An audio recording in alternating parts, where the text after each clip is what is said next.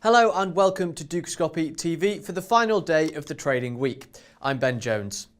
Many were expecting Spain to show signs of further recovery, but what does today's falling inflation rate mean for the economy?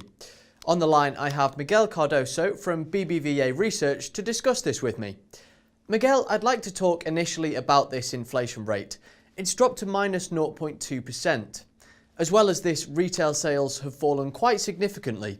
Were you expecting anything like this? And does it prove that Spain is still a long way off recovery? To both questions, the answer is yes.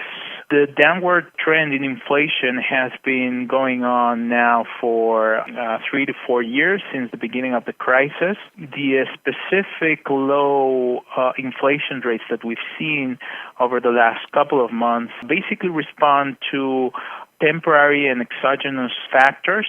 Specifically, if you remember, a little bit more than a year ago, VAT tax was increased, then energy prices have come down, so there is a base effect that is affecting those inflation rates. But what we are seeing is that the trend that we should see over the next 6 to 12 months, even though it is going to be relatively low, when you get rid of this exogenous and temporary factors, what you should see is positive inflation. So it's not a surprise. It's something that we saw coming. And on the side of demand, demand has been relatively weak for the last 5 years. Actually, the number is not as bad as the year-on-year rate suggests. And probably what we're seeing is more of a stagnation of private consumption than a drop. Now, do you feel that Spain will be able to reach its target inflation rate? And what needs to be done to ensure this? Oh, that's a very good question. We think that because of what Spain has to go through, which is an increase in competitiveness, an improvement in competitiveness, that our inflation rates are going to be on a sustained basis below what you are going to see in the rest of Europe.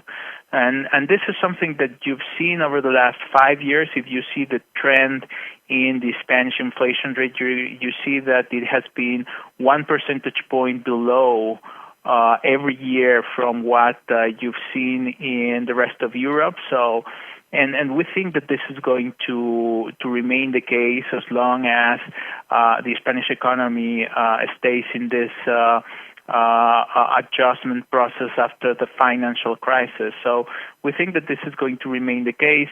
Now, obviously, this is going to be an easier process to have if that inflation rate at which we are going to be comparing ourselves is sufficiently high. So, having this competitiveness, this improvement in competitiveness is also going to depend on whether the European Central Bank actually meets its own target. Recently, Spain has been receiving a lot of foreign investment and exports are strong as well. Where is this investor confidence coming from, and do you think it will continue? Well, I think that there are two reasons for that. One, it's obviously the whatever it takes promise of the European Central Bank that has reduced considerably the probability of a euro breakup. And on the other hand, the reforms that the Spanish government has been implementing, along with the credibility that the fiscal consolidation process has attained, both in terms of increasing GDP growth rate over the medium term and in terms of transmitting that public finance problem also over the medium term, it's on its way to be resolved. So those two issues, what Europe has done on the one part and what Spain has done in terms of improving GDP growth prospects, of improving its financial system and improving the outlook for public finances is what is behind that stronger confidence on the Spanish economy. Miguel, thank you very much for talking to us today. That's all from me for this week. Thanks for watching and make sure you tune in to Dukascopy TV again next week. Bye for now.